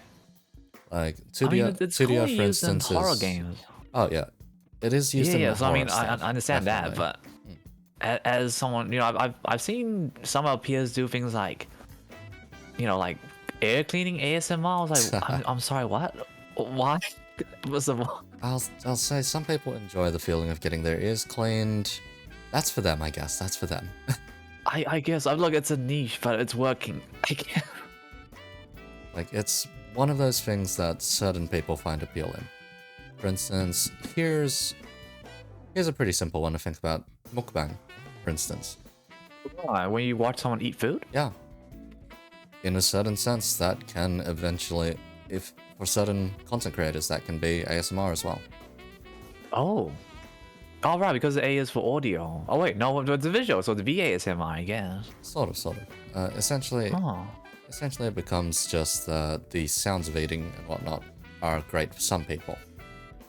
Me, I Right. have zero appeal whatsoever towards that stuff. I'm just like, I hate the sounds of people eating, so it's like, no thanks. Oh, but No in a thanks. sense, Iko, this is ASMR right now because this is ASMR for people who want to listen to people confused about ASMR. So I guess that makes sense. In a sense, but yeah. Mukbang, I guess I don't know. There's something grotesque about it at times, and I'm just like, nah, I'm good. I guess it's just everyone wanting to try something new other than just playing games or making music. I guess that's why people say ASMR. That's why I'm confused. I was like, ASMR is quite niche actually. Yeah, just think. Normally, people think, oh, ASMR, it's like another person doing it, whatever. But what about if an anime person is doing ASMR for you? Oh, okay. I mean, that's true. I guess so. I guess I see the appeal-ish, but I mean, this is the same as, I guess, I don't know, but it's not really. It's still a person behind the anime. Yeah, More exactly. so. That same logic with VTubers. It's still just the person behind the avatar as a streamer. Right. Which is, I guess, some of the guys can like. I've seen some streamers do like very flirty stuff with chat, and I guess that's maybe why I myself can't really bring myself to do that. I can slightly tease them slightly, but I can't I can't commit to like teasing them like 100%. I guess. Taika ASMR when. I can answer. What would it be like? Just me making pee pee noises, but like not playing my pee pee. I guess. I mean, you could. Oh my goodness, what would it sound like? It was like. I've just got like I've got Play-Doh. I'm just like mashing into the mic. Is it what you guys want? Just stick with the theme, I guess. Start rummaging through the trash, I guess. I guess so. Arranging for trash ASMR. Christ. Looking through the window ASMR. Oh, right. Yeah, we did have a VTuber that literally just married their chat today. Oh really? Yeah, Congratulations. Yeah. Hiragi Yu. Oh really? You married chat? What? Okay, what? Yeah, Hiragi Yu married off their chat and had a full like visual novel style thing. Oh, that's cute. Yeah. When's the divorce coming? Oh my god! Wait, Taika. Wait. Get the settlements, everybody. That's 100 people. Oh Christ. I'm sorry. I'll send that to them later. Anyway. Don't send it to you, man. I'm sorry. Don't at me. I'm a terrible person, everybody. Oh dear. But yeah. They had a very elaborate setup for it. That's really good. I mean, I can see it's a visual novel kind of play, so that makes a lot of sense. Yeah. They even had this whole section for chat to say "I do." Wow. Yeah. They turned that into a redeem actually. Oh, I see. Yeah, it was a 1-point redeem to say "I do." Oh, that's sweet. Because yeah, the visual novel plays along, and then it gets to, oh yes, do you take lawfully wedded, blah blah blah. And okay, then, I mean, once again, this is a binding contract. So. and then the part afterwards just said, check your redeems. Aw, that's cute. Let's see, so one of the things that has been brought up on here before when it comes to VTubing is that not enough is necessarily done with it, so to speak. As in, you have your own avatar, you have all of this, but at times a lot of people just make use of it as a replacement for a face cam. Do you think there's room to go beyond that? I agree. I feel like I'm not really personally I'm not really doing enough of this. Like maybe I should be making more videos and such. You know, like TikToks maybe. Someone's been telling me to make more TikToks, but I first of all I don't understand TikToks. Like I am. It is beyond me. I had trouble installing Minecraft for 2 hours yesterday. Hey, Taika? Yeah, because it was a long story. We've got time. What did you do, Taika? What did you do? Oh wow, man, Eco. Okay, so I played Minecraft for the first time ever in my life yesterday. Oh my! And I've never played Minecraft. I never have. Like hand on heart, it makes no sense to me. But okay. fellow Australian VTuber Yuri there, shout out to Yuri, as like she wanted me to try, so I was like, okay, I'll definitely try. So I downloaded Minecraft, I looked all well installed, and then on the day of streaming, I was like, okay, let's connect, and I connected it to the server, and it was like no connection error, and I was like, oh, maybe I installed it incorrectly. So I then went to, long story short, I reinstalled and uninstalled it like 3 times in a row, including mods. So that took about 2 hours and a half, and then at the end, Yuri gave me the wrong IP address, so I couldn't log in. Oi. God bless. She's adorable. But I was like, oh, I forgot to check the IP address of all things. It was an old one apparently. Yeah. We had a new address. So I was like, oh, that's why we couldn't connect. Let's see, Yuri. But the mods are working. Trying to think. Yuri was the zombie? Yeah. Yuri's a zombie. She usually plays Flyshy. She usually plays a bunch of like cutesy games, but she's very sweet. Very sweet. She plays a lot of Animal Crossing, Dead by Daylight. Currently playing something called Kataria Fables, which I have no idea what that is, but it's probably not my cup of tea. Harvest Moon, I think, kind of. Is it? Trying Oh to man, imagine, it's like Cats of Harvest Moon. If I remember it correctly, that's what it is. Right. You probably know more than me. All I know is horror game. Would you ever see yourself branching out into other genres of games then? In which case? That's a good question. I mean, to be fair, I do play everything, but I play a lot of non-horror games as well. I guess I'm just hesitant to call myself a variety VTuber. I don't know why. Is that? I mean, maybe because if we call ourselves a variety, then that means we play like we don't really have a focus. But you know, you do have a focus. Like you're a writer and an interviewer first and foremost. You're not a variety streamer. I mean, and I guess because variety is so overused that I'm hesitant to say variety. But you know, I play things like let's say when it comes to the introductions that most people give when they first come on here, 50-50 shot they say they're a variety streamer. Come on, guy, you deserve better. You're not just a variety. You what are you about? You know, kind of thing. Like variety, because a lot of people already say they're variety streamers, and my eyes glaze over. Oh god, because yeah. Although having said that, I'm once again throwing rocks in a glass house. I play a bunch of Souls games as well. Oh, okay. Yeah. Right. I You're really doing like Bloodborne. Yeah, and I'll be doing I'm doing Death's Door right now, which is like a Zelda. That one's the bird one. Yeah. It's lovely. Yeah. Oh my gosh, I hope you get a chance to play it too. Like, very, very nice. I heard that it's a bit on the shorter side of things, though. Yeah. Oh, so thank goodness. I love short games because I had to play like it for 40 hours. I think Death's Door was only 4 to 8 hours, something along those lines. God. Yeah, it's very short, very short, but very well crafted. Was what I remember. I put 5 about hours that one. in, so hopefully it finishes next stream.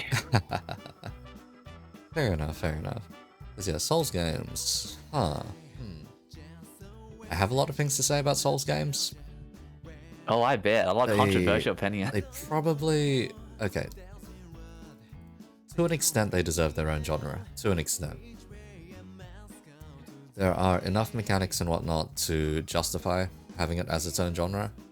It's just that not very many people manage to capture the genre, so to speak. Agreed. I mean, I could probably name you like... The other closest one I could say you should play is probably Neo by Team Ninja. Like, that's if you want like a Souls-like experience in another franchise.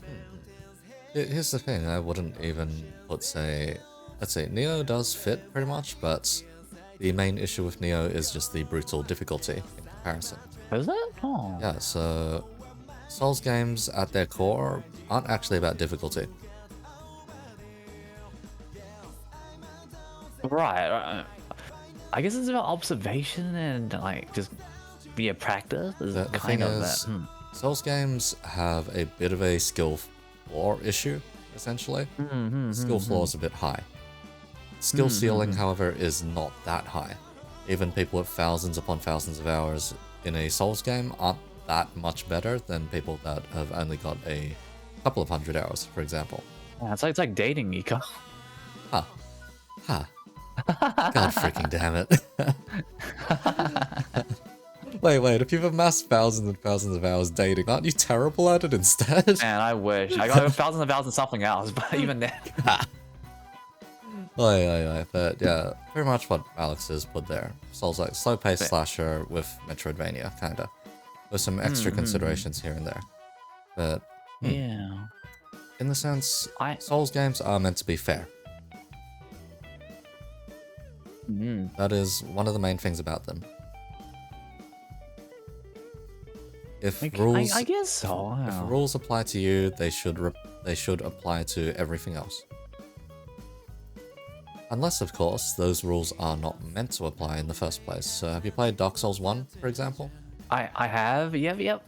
Okay, so every humanoid enemy follows the exact same rules that you do, because you're a humanoid. So, every enemy that has a human body has the exact same weaknesses as you, has the exact same capabilities as you for the most part. So if they're wearing armor, they'll have poise, so they won't necessarily stagger when hit. If they don't have armor, they don't have any poise, so they get knocked back. Same with the player. Interesting. I actually didn't think about this like ever before, and I've played a bunch of Souls games. Let's see, humanoid enemies to an extent have a hidden stamina bar, as far as I'm concerned, so they will not continuously wail on you. There are times where they'll just pause and do nothing. Like yourself, you need to pause and recover some stamina. At the same time, you can break their poise. They can break yours too. Fair enough. And that's about where the fairness ends, though. If something is the same as you, then yes, it's fair. It should be level ground. There are a lot of monstrous enemies in Souls, though. Yeah, there's a lot of big dudes in there. The monsters do not play by your rules, because they are monsters. Simple enough justification. All right. But yes, at the end of the day, it then comes to the logic of everything that you've committed to is your own fault. So if you think of it simply, also same rules apply to the enemies. If an enemy takes a swing at an attack of which has like a very long wind up and then like a huge payoff or whatever, and you get hit by that, well, you saw it coming, basically. But same deal when you attack. When you attack, if you do like a very heavy attack with a very long wind up, who's to say the enemy can't just hit you? Right, so, but usually they're faster. in Dark Souls 1, they are the same speed as you. Oh. So it's more the sense of, did you choose the right weapon to actually counteract this or that?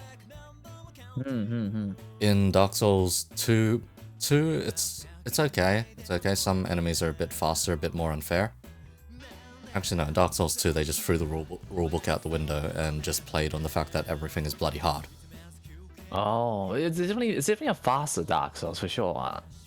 Dark Souls 3, they decided to go the Bloodborne route, except the fact that in Bloodborne, where you get to be fast because your enemies are fast, in Dark Souls 3, you are slower than your enemies. Right, it's like the enemies saw Bloodborne, so we could do that, and then your character is still in Dark Souls. Yeah, and the enemies do not play by the same rules. Like, it is very obvious they do not play by the same rules. How does one say? So, humanoid enemies, you'd expect them to get like poise broken all the same. So if they're wearing armor, you hit them with a heavy weapon, eventually they'll stagger.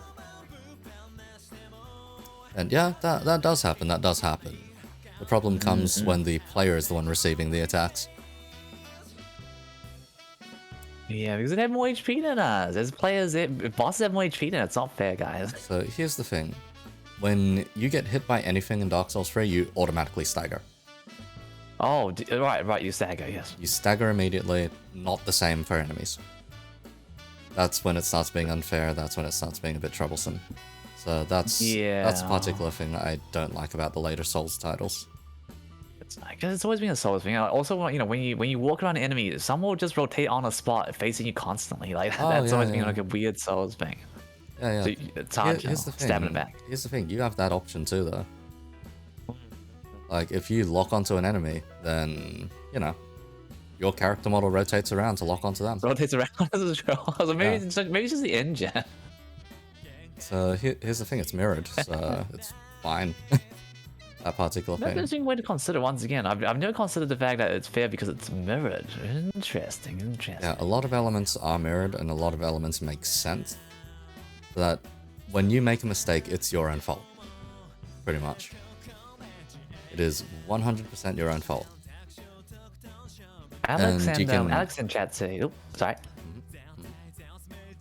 Oh, sorry, I was gonna say Alex in chat says Fallen Order is quite good. Just this is a recommendation for everybody. Fallen Order. Alex says Fallen Order. And, oh, that's the Star Wars one. Yeah. Yeah, the Star Wars one.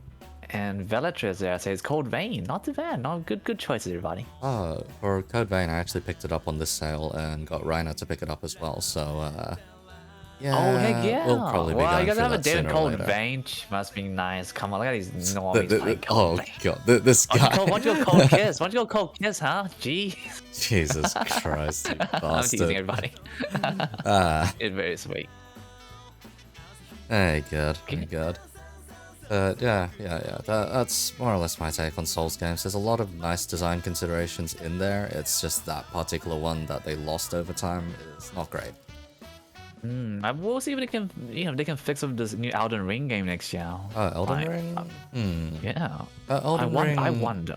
Elden Ring's looking to be more on the epic side of things. I doubt it's going to be on the fair side of things, though.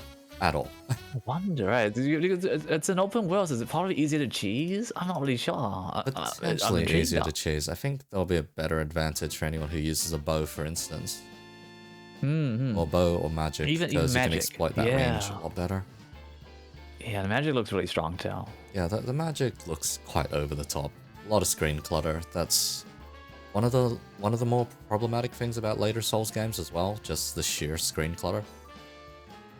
Because then factors in readability, and since enemy attacks are fast enough as they are, or too fast as they are, yeah, it becomes troublesome. Man. And it's one of those game design considerations that one should normally take, but they're at times thrown out the window. On top, I was just kind of building into that, since I'm quite curious. We've been talking about this subject, like things that people should take. What's your take on VTuber groups and like having, whether it be like a company or indie group? Oh yeah. I did write that question down, didn't I? I mean, I'm so curious to see what you think about it, because I have no idea. Let's see. When it comes to groups do help out a lot, I'd say. It's mainly if you need a support network, then yes, a group is bloody amazing to have. If you already have a bunch of friends that you stream with, then that's good enough, honestly. Where it comes into something different is if you want to do a kind of project that you would not be able to do alone, so to speak. Right. But So, I guess my question is, like, a lot of smaller, like, you see everyone form these groups. Well, first thing I see them, and then like nothing seems to have come of it so far. And I'm always wondering, if it's become, let's say, actual group and more just an announcement to get people's names out there. I'm a bit cynical about that part, I guess. Let's see. For groups, I'll say if there are actually projects and stuff you can pull off, then yes, go for it. If there aren't any projects and whatnot you can pull off, and it's just like to show that you're part of a group of friends, there is a part of it which is just people like seeing people being happy, essentially, and people like seeing people being friends. That was some of the main appeal of, yes. Some of the main appeal of just seeing VTuber groups out there. Because then you can collate a whole bunch of people all in one. Yeah, because I mean, if we were new VTubers, would you say, hey, you should definitely join a group as soon as possible, or would you say, wait a little bit, give it a little time and see what's out there? I'd say establish yourself before you throw yourself into that kind of nightmare. That's a good point, actually. Anyhow, Rainer, thanks for the raid. I know exactly what you were up to, so yes, they were playing... Hey, you guys are playing Code Vein later, this must be nice. Let's see, I forget what the particular game was called, but it was the Goose version of Among Us, basically. Oh, it's on Goose Goose Death. Yeah. It was with a whole bunch of other VTubers, I think. Was what she was doing it with. Yeah. Yeah, when it comes to groups, I'd say they're mainly useful for pulling off things that cannot be done by one person on their own. Yeah, I mean, personally for me, I guess I would like to have the experience of joining one, but I just don't know what's good because I don't want to, you don't want to join one and then be like, I'm peacing out after like a few months. You want to stick it now, so I guess it's hard to say which one's the right one is kind of my thing. Oh, Let's say if you have a very established friends group and think that you want to make things more official or pull things off under like a collective title, then make a group. I guess so. If you feel I mean, like I was gonna get married to Hiraki Yu, and then that was me for my group. But my god, let's say, man, like for instance, Auto Club is just more of a friends group that casually kind of got. Give me a sec. That was my alarm for some reason. oh no, it's nearly 5 o'clock. You know what that means? I'm giving you that. I'm giving you the wink. Christ. Yeah, that alarm is just because certain fellas commissions are opening up very soon, so need to make sure that I'm on time I for gotta that. be honest. I might look into this. They must be getting a bunch of people. Yeah, they likely are. Yeah. Group-wise, I'd say Auto Club is just more the example of a friends bunch, more so being a small group. We're just a bunch of ruffians. We're not really. We're not group guys. Come on. We're just a bunch of friends that are just doing whatever. That's closer to what most VTuber groups are more so like. Yeah, I feel like it. And I mean, we don't have to post about being an Oda club as much because once again we're just posting in each other's chats basically. It's not a group. Yeah. The group that I established, so Moonlight Flowers, that one. That's right. That one we did go with a project at first, and that was the murder mystery stuff. I need to get back to writing that. I will likely be writing that throughout December instead. Come on, Moonlight Crew. Would be a bit more. Would be a bit more. Get him this done. Come on, guys. Because a good chunk of the members ended up busy because of 2.0 or re-debut plans, essentially. So I was more so waiting off on that kind of stuff. For instance, Kiari's in there, so yep. Lena's in there. Right. Lena was in there. Sasha has kind of dropped off the face of the earth for a bit, so waiting on she's it. always busy though. To be fair, Sasha's always busy. Kai's trying their own project as well. Kai. And like Nihi, even that fellow was doing a 2.0, and he'd only just gotten that one out very recently. So it looks amazing. Shout out to you, Nihi. And the other, what's it called? The other Australian. Kohaku Yu, shout out to you. Yeah, Kohaku Yu. They're also in the middle of 2.0 stuff. Man, so it's like, are we Pokemon people? Are we always just evolving and blinking and then just like waiting for something to happen? Alright. Yeah, and Laura Lane as well, the owl. They're currently busy with a project of their own. Covering God, why is this one so jank to say? Cars.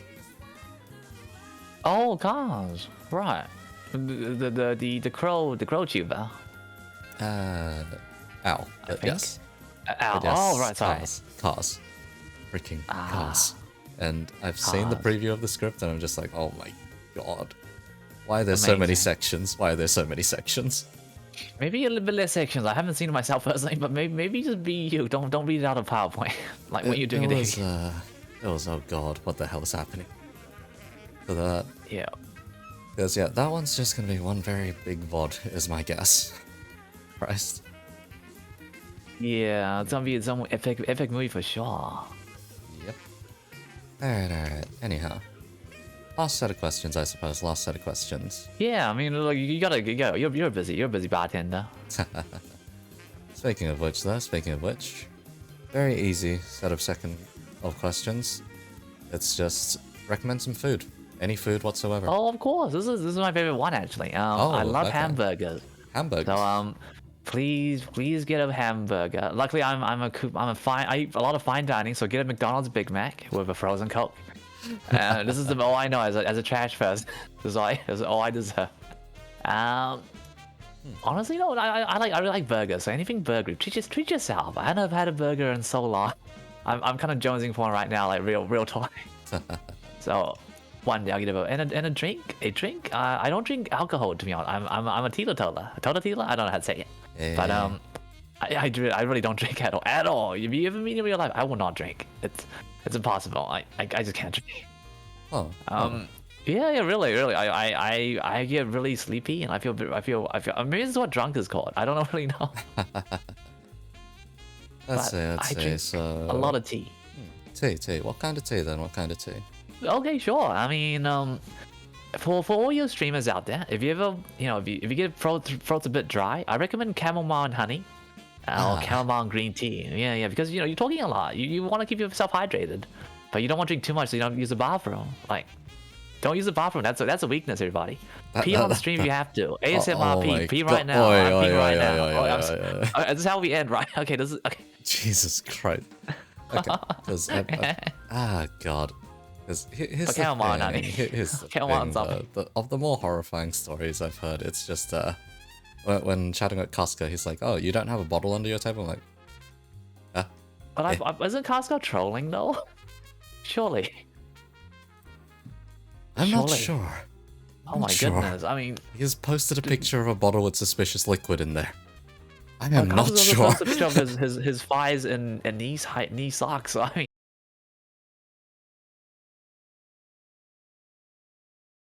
Posted his knee-high socks before, and I know that's real. We verified it. Yeah. My God. Which, speaking of knee-high socks and eco, never mind. Yeah. Nothing. Nothing. Like I'm just kind of reminiscing about. I've seen this image of eco, but that's all I will say. The image of me? Let's see. If I scroll up a bit in this chat. No, are you allowed to? Can you do that? I mean, this is a one-time special. Whoa, okay, this is exclusive. Everybody, open your eyes right now. Look, this image blew my mind. I am not even kidding. This movie melted my brain. I've posted this once on Twitter, I think. Just once. Wow, holy majoli, everybody. What? Who is that pretty girl? Yeah. Hey. Reina, you're very lucky. You're a very lucky person, Reina. I'm very jealous. AC/DC, Reina, you know what I mean? AC/DC, sometimes a little bit of here, a little bit of there. Add some spice. Nice. Anyhow. That's how we end this interview. Yep, that's how we end. Fantastic. Alright. Since you did mention them earlier, I suppose I know who to raid then. Actually, let's see. I'll do a coin toss for this one. Oh, okay.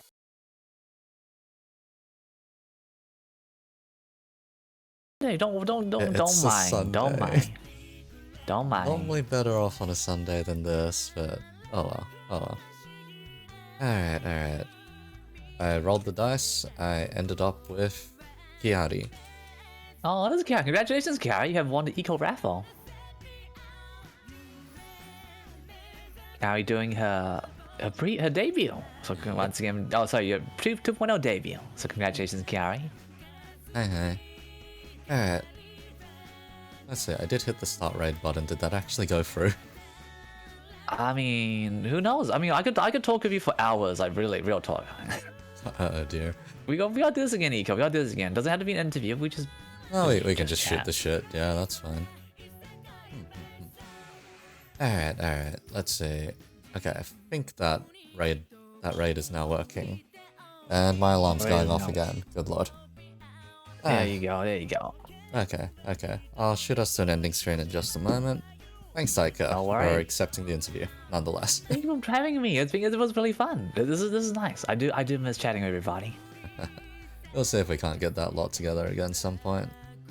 Yeah. Alright, see you, chat. See you, Eco.